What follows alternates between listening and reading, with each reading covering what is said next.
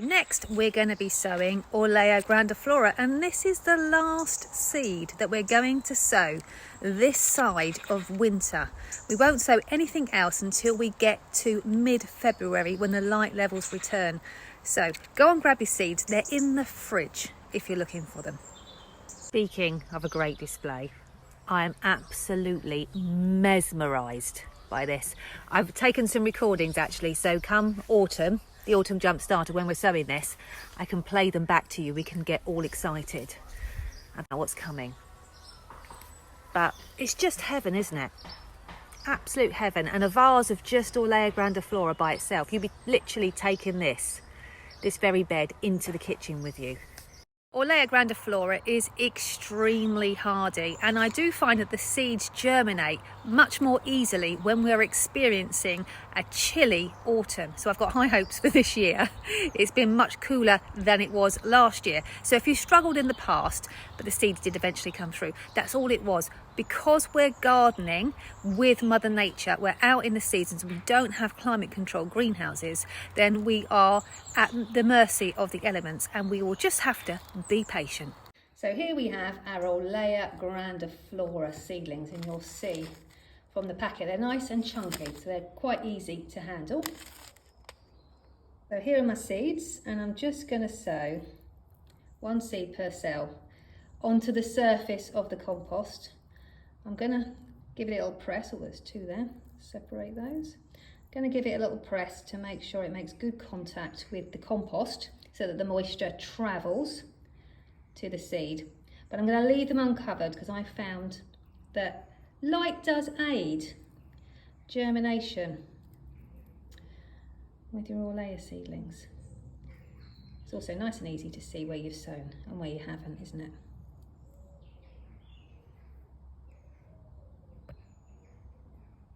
So we just place our seed here in the greenhouse in a light bright location and let the autumn fluctuating temperatures work their magic.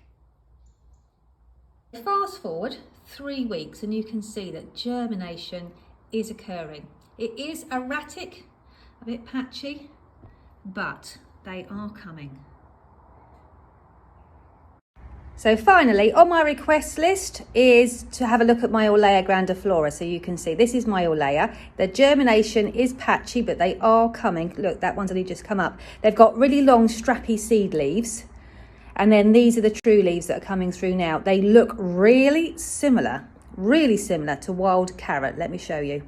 So this basking in the sunshine is my wild carrot. And again, the germination is patchy. Can you see?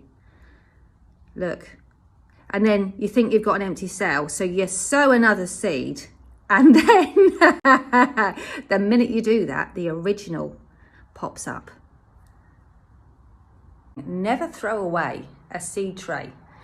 I've given up on so many seed trays thinking, nah, nothing's going to happen, and then suddenly the temperatures plunge, gets really cold, and then we get a nice little lift in the temperatures and everything germinates. And you thought that you were struggling for seedlings, and then before you know it, you've got them coming out of your ears. So never give up on a seed tray. You will be surprised.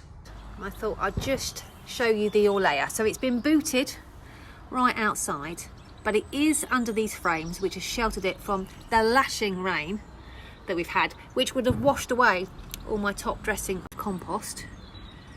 And by the time the cold weather comes, it would have been here a few days, so the temperature would have come down and down and down slowly, giving the plant a chance to get used to it, rather than chucking it straight outside into the freezing cold temperature and giving it a bit of a shock.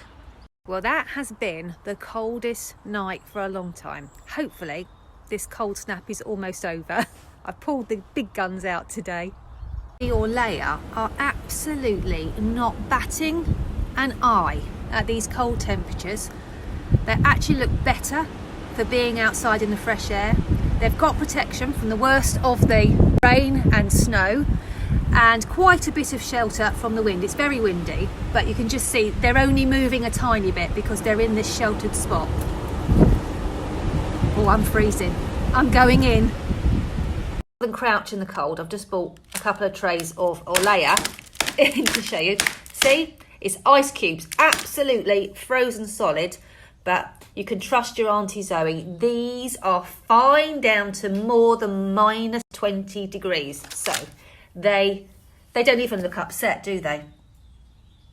Is that the best you can do, weather? That's what they're saying. So next on the list to plant out in the garden is Orlaya grandiflora.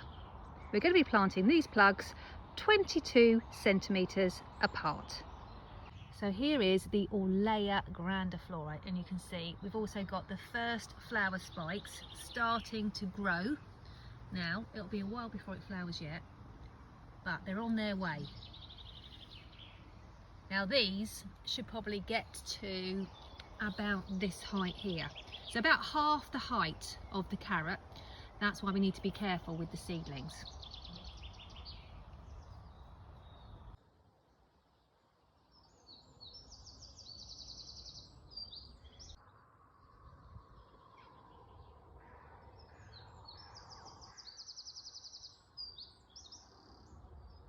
Orlaya grandiflora is one of the first of the filler flowers to bloom in my garden. It flowers alongside the sweet rocket, which is slightly earlier, but they do cross over, and the agrostemma, so they make a wonderful 1, 2, 3 for your spring weddings and vase arrangements.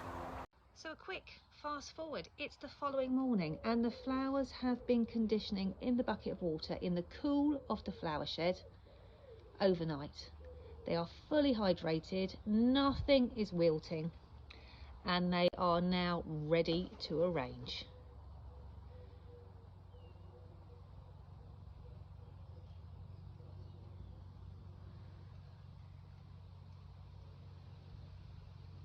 Always, you can find more information on sowing and growing Orlaya grandiflora in your Autumn Jumpstarter handbook. And there's a quick reference section here to tell you to not cover the seeds and pre-chill.